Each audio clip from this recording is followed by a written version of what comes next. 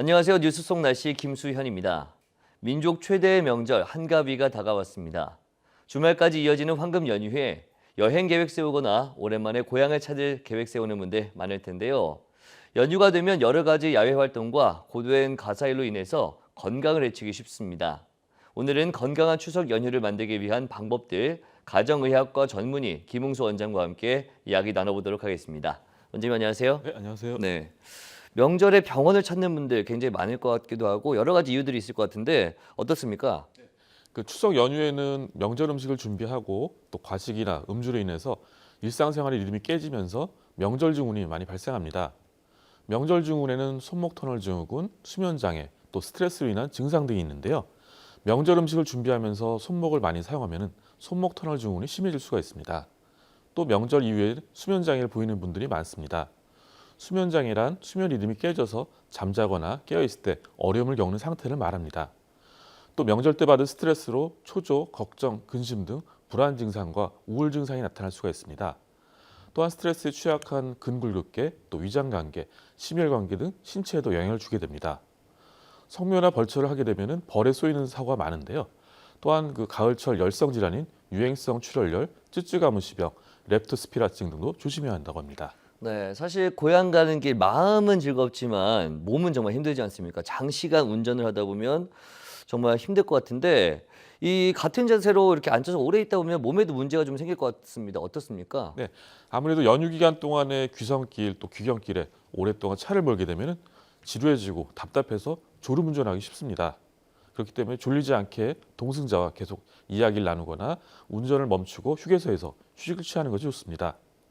또 좁고 꽉 막힌 차 내부 공기는 쉽게 탁해져서 금방 피곤해지고 두통이라든가 근육통 또 졸음을 유발할 수가 있습니다. 그렇기 때문에 운전 중 자주 창문을 열어서 환기를 시키는 것이 중요합니다. 운전을 하기 전에는 과식하지 않도록 해야 합니다. 과식을 하면은 소화불량이라든가 졸음이 생길 수가 있기 때문입니다. 또 운전 중에 바른 자세를 유지하는 것이 중요한데요. 뒤로 너무 기대거나 또 앞으로 너무 수그린 자세는 전신의 근육을 쉽게 긴장시키고 결과적으로 피로를 빨리 유발시킵니다.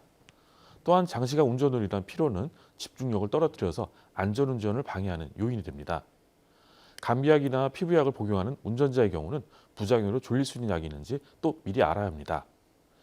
이코노미 클래스 증후군이라는 병이 있는데요.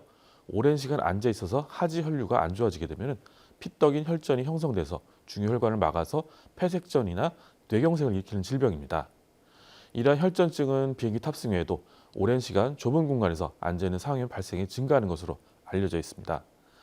그렇기 때문에 가능하면 한두 시간마다 차를 세우고 가벼운 체조를 하거나 목과 어깨에 뭉친 근육을 풀어주는 스트레칭을 해도록 합니다. 네.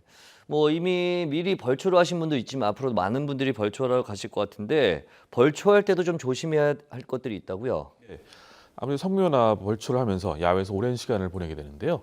가을에 유행하는 열성 질환인 유행성 출혈열, 쯔쯔가무시병, 렙토스피라증 등을 조심해야 합니다. 대개 이런 것들은 들쥐의 배설물이나 진드기에 의해서 감염이 되는데요. 그 예방을 위해서는 벌초할 때 작업복을 따로 준비하고 긴 팔, 긴 바지를 입고 양말을 꼭 신어야 합니다. 또 작업 중에는 풀밭에 옷을 벗어놓고 직접 눕거나 앉지 말고 돗자리를 꼭 사용해야 합니다.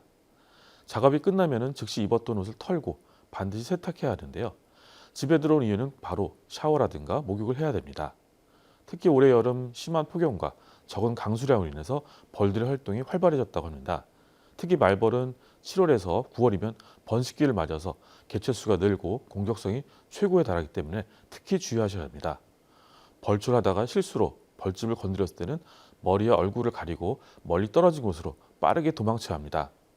벌에 쏘였을 때는 벌침이 박혀 있는지 확인해야 합니다. 벌침에 독주머니가 남아서 2, 3분간 독이 계속 나올 수 있기 때문에 침을 신용카드 모서리 같은 단단한 판으로 조심스럽게 제거해야 됩니다. 쏘인 자리가 매우 아프고 가렵고 빨갛게 부어오르는데요. 가렵다고 손으로 자주 긁게 되면 심하게 붓고 염증이 생길 수가 있습니다. 찬 물수건이나 얼음찜질을 하게 되면 통증이 줄어들고 또 진통소염제도 도움이 될 수 있다고 합니다. 호흡곤란이라든가 목소리가 변하고 혈압이 떨어지거나 구토 증상이 생기면 아나필락시스로 생명이 위험할 수 있기 때문에 즉시 응급실로 가야 합니다.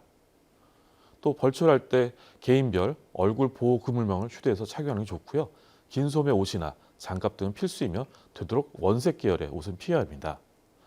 또 벌초 도중에 나지라든가 또 풀을 베는 예치기에 따른 안전사고도 조심해야 합니다. 날카로운 기구에 베어서 중상을 입을 가능성이 있습니다. 예치기 사용 시에는 안전장구를 착용하고 또 안전수칙을 잘 지켜야 합니다. 네. 이 추석이 온 가족이 모이는 명절이다 보니까 아무래도 음식장만 많이 하지 않습니까? 또 여기다 뭐 손님도 찾아오고 이러다 보면 우리 어머님들 또 주부님들 음식장만 하랴 손님 맞이하랴 정말 쉴 새 없이 움직이시게 되는데 그렇기 때문에 명절이 좀 끝나고 나면 뭐 허리가 아프다든지 뭐 목이 아프다든지 손목이 아프다든지 이런 통증을 호소하는 분들이 굉장히 많습니다. 어떻게 하면 이 통증을 좀 줄일 수 있을까요? 네, 그 음식 준비하기 위해서 일정한 자세로 좁은 공간에 오랫동안 있게 되면은 요통, 관절통, 근육통 등이 나타날 수가 있습니다. 이런 예방을 위해서는 20분마다 자세를 바꿔주고 아픈 근육을 풀어줄 수 있는 스트레칭이 도움이 됩니다. 특히 조리하면서 손목을 많이 사용하게 되면은 손목 터널 증후군이 심해질 수가 있는데요. 손목에는 손가락을 움직이는 9개 힘줄과 또 정중신경이 지나가며 이를 둘러싸고 보호하는 수근관인 손목 터널이 있습니다. 손목 터널 증후군은 수근관이 여러 가지 원인으로 좁아지거나 붓고 압력이 증가하게 되면 정중신경이 압박되어 손저림이라든가 통증, 감각 저하 등의 증상을 보이는 질환을 말합니다. 손목의 지속적이고 반복적인 동작 등을 증상을 악화시킬 수가 있는데요. 이것을 예방하기 위해서는 장시간 손목을 사용한 후에 손목을 구부리지 않고 중립 자세로 충분히 휴식을 취하는 것이 좋습니다. 네, 주부님들 같은 경우에 허리라든지 목, 뭐 손목이 아픈 경우가 많지만 저도 그런 적이 있었지만 저 같은 경우는 음식을 많이 먹어서 위 통증이 좀 있었던 적이 있었거든요.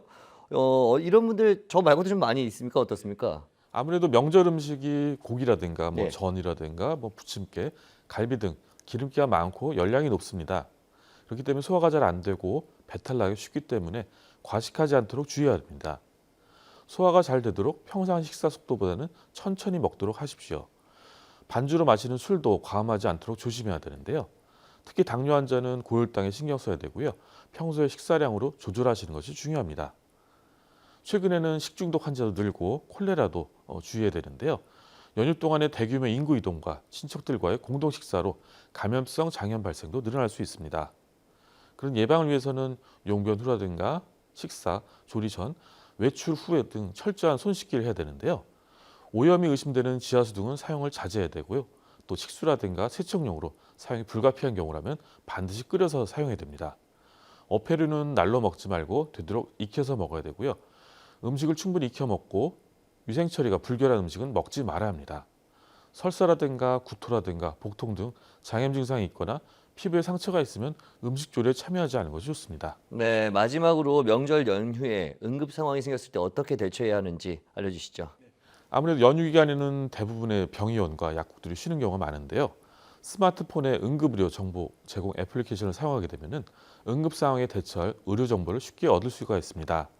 제공 정보로서는 응급실이라든가 병의원, 또 달빛 어린이병원, 약국 검색과 자동 심장 충격기 위치 정보 등이 있습니다.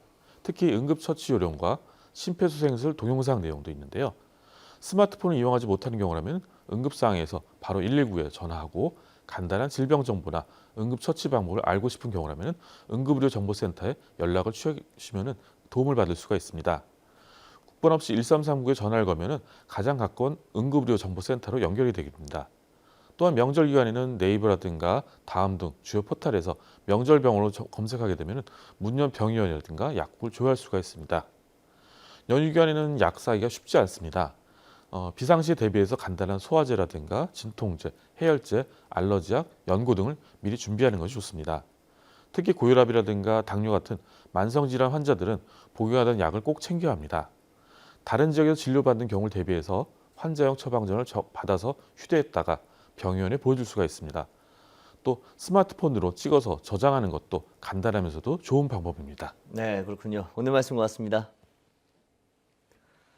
네, 뉴스 속날씨 오늘 준비한 소식은 여기까지입니다. 시청해주신 여러분 고맙습니다.